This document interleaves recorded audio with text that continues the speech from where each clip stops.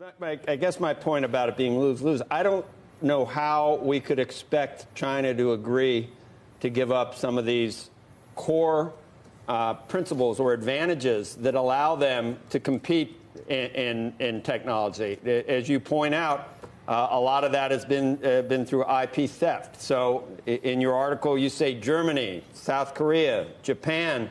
If they were precluded from stealing the intellectual property, they'd be also-rans in a lot of these industries. What would cause them to agree to any type of, to come into the 21st century like you want them to do? What would cause them to say, sure, we'll do this? They won't. They won't unless they're forced, and that's what this agreement's about. Remember, what they walked away from was the detail that Lighthizer had in this agreement on both real-time monitoring and enforcement. And this was not to have some regulatory apparatus. This was to put into Chinese law. So they couldn't sit there later on and retrade the president, retrade the United States. The way you do this is you do it. You cut off the technology. You stop the forced technology transfers. You saw this NPR piece where the companies that had all the technology ripped off didn't want to raise their heads. They were afraid of retaliation. You stop the retaliation.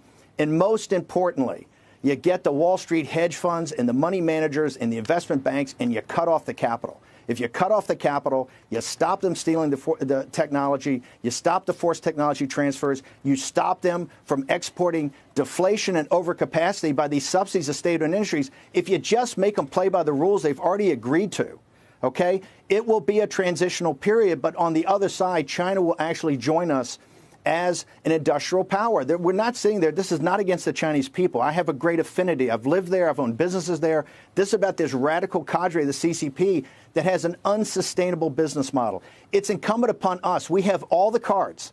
We have all the cards. And now that's what Donald Trump's showing immense leadership in trying to do this. It'd be very easy for him to sign some trade deal where they bought more soybeans and have the cheerleaders on Wall Street say, this is terrific, have the stock market go up for a moment, right?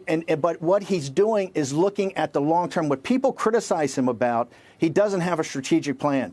He's got it. And I think Tom Friedman understands it. He just wrote about it. This cuts to the core of what the world economy is going to be, and it plays to working class people, whether those people are in Germany, England, or in the United States. It's all being done in a very public way. And I think and I'll let Tom speak for himself, but his view is that maybe the diplomacy by tweet or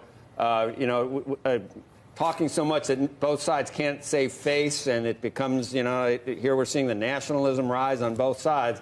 Tom, you think it might be better to do it behind the scenes? Yeah, I mean, I really agree with so much of what Steve said and wrote today, and have been saying this for a while. And the stakes of this moment, I think people don't fully appreciate, and I think that therefore the difficulty of this moment, I don't think people fully appreciate. Steve, give me your analysis of the politics. So I happen to believe China's misreading of Trump and America on this issue is actually one of the biggest intelligence failures of the Chinese government ever. And it was an avoidable failure because a lot of what you've been saying, I've been saying, I actually learned from the American business community in China. They actually flipped on this issue a couple of years ago. But I picked up the Washington Post today and I saw an article about how Republicans are now really breaking with the president, particularly from ag districts. Give me your analysis of the Republican politics on this issue and whether you think the president will be able to hold firm. Remember, Tom, when you came to the White House this time, 2 years ago, you come back from Beijing, we had this exact discussion. Yep. Remember, the biggest pressure the president's got is kind of from his allies. It's both the Republican free trader, and you can't have free trade when the system is half mercantilist and half free trade. That's what Trump's going after.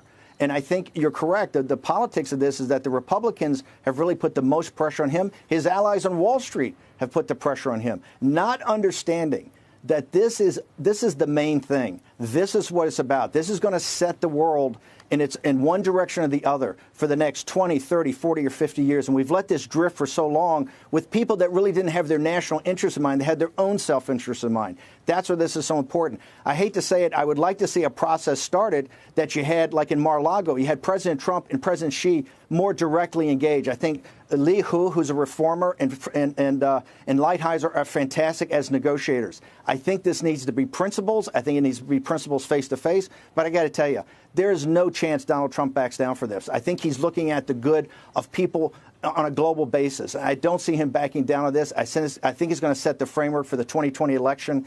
This is as important as it gets, but I do agree with you. I think we need the leaders, and I think we need to take the heat down, and I think they need to get behind closed doors and start a process that's going to take a long time to take. This is not going to take place overnight. This is not going to take place at the G20. The differences here are too fundamental.